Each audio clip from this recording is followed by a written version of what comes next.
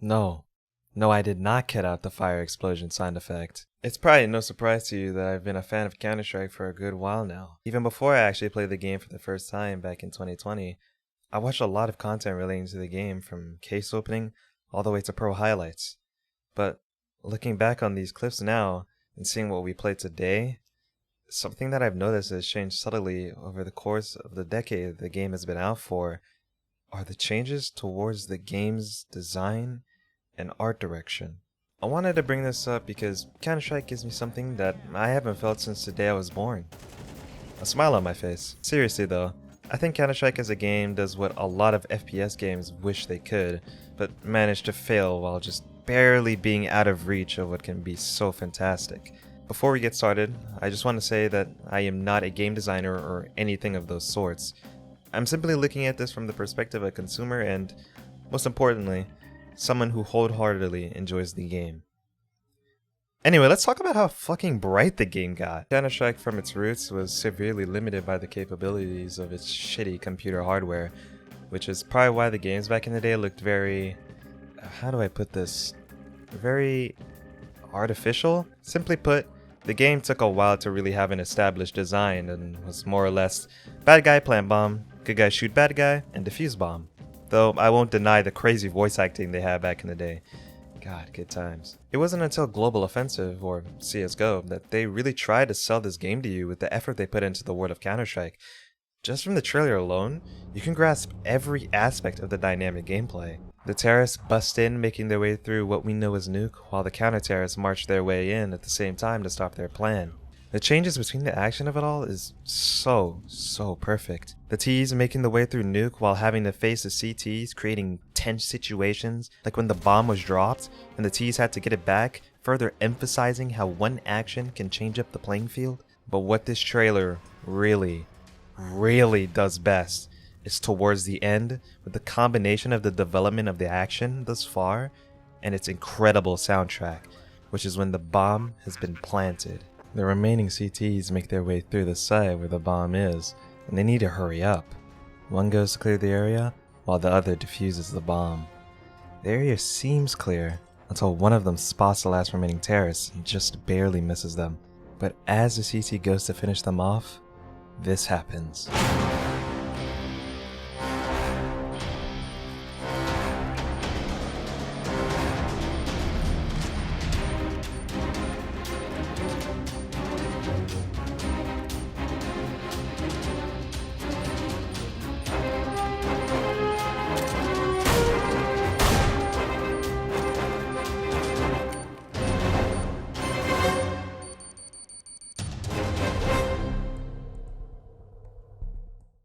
I won't lie to you, if I saw this trailer back in the day, I would definitely think this would have been the game to cop on release. I could spot every little detail about this trailer, down to how terribly the CTs are at covering each other, but that just shows how passionate I am about this game. Now, when the game was released, was it like this?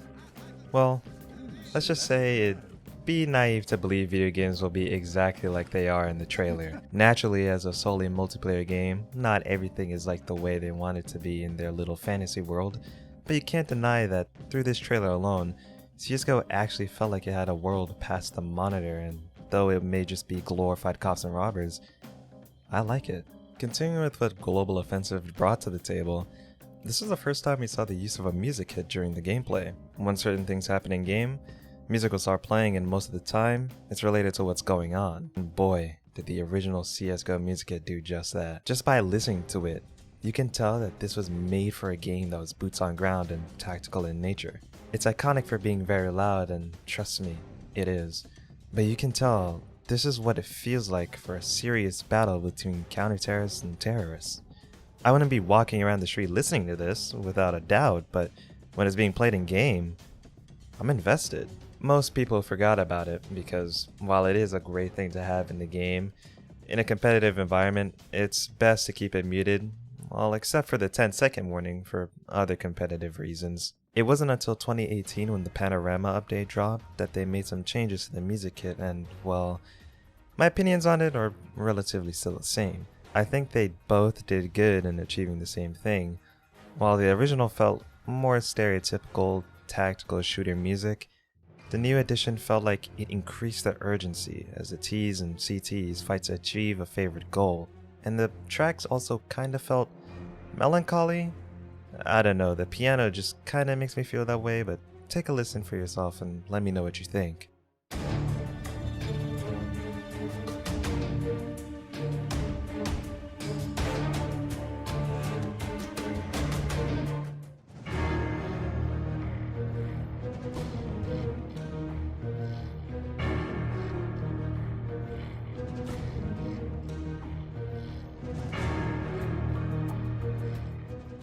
One other thing that they changed as well with this update is the removal of multiple tracks for certain events, which kinda removed the diversity in the songs you could hear, but it ultimately made it less annoying for people to make music kit tracks, so I suppose a negative for a positive.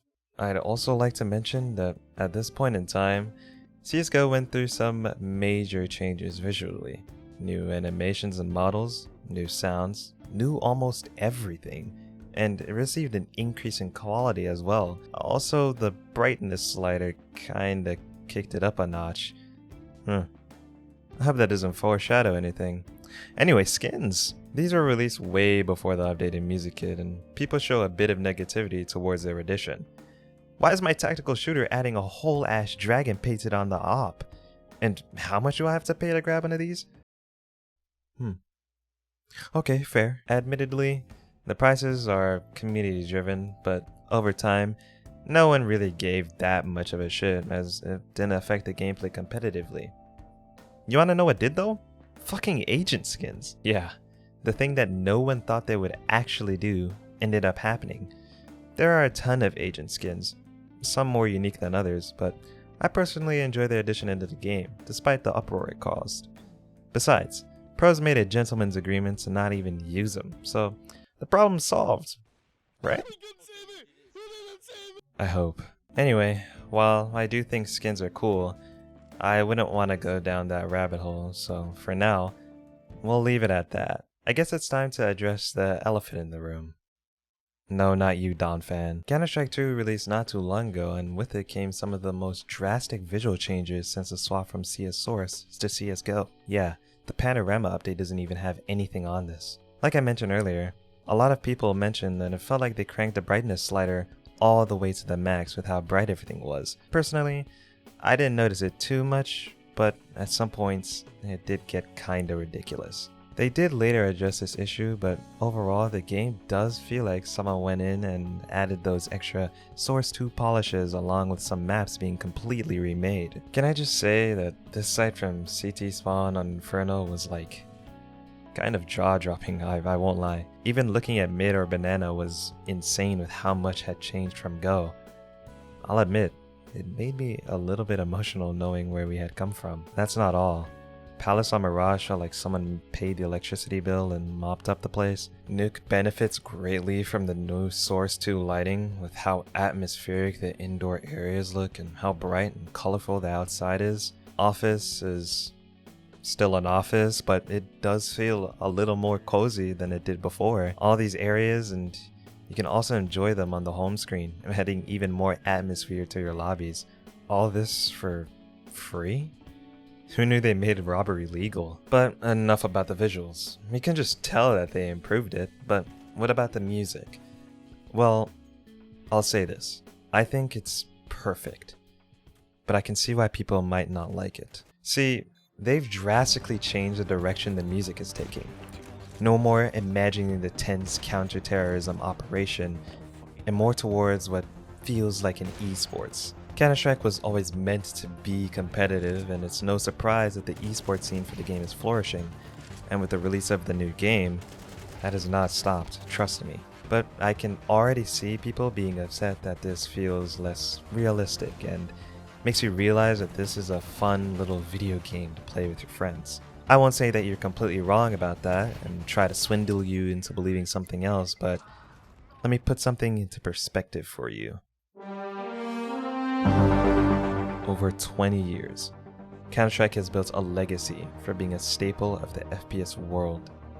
The launch trailer actually does this well by showing you the evolutions of Counter-Strike and finally showing you where we are now. The first drop hits. The music encompasses how grand of a step this is for the game, with the constant buildup of the instruments flooding your ears, making you imagine the memories that you had playing Counter-Strike, whether that be in 1.6, Source, Go, or even if this is your first time playing the game. It really feels like they're trying to express to you in audio form how big of a game this is as they build up more, then more. No, that's not enough. More! Then a pause. Then they tease you with the chorus again and again and again until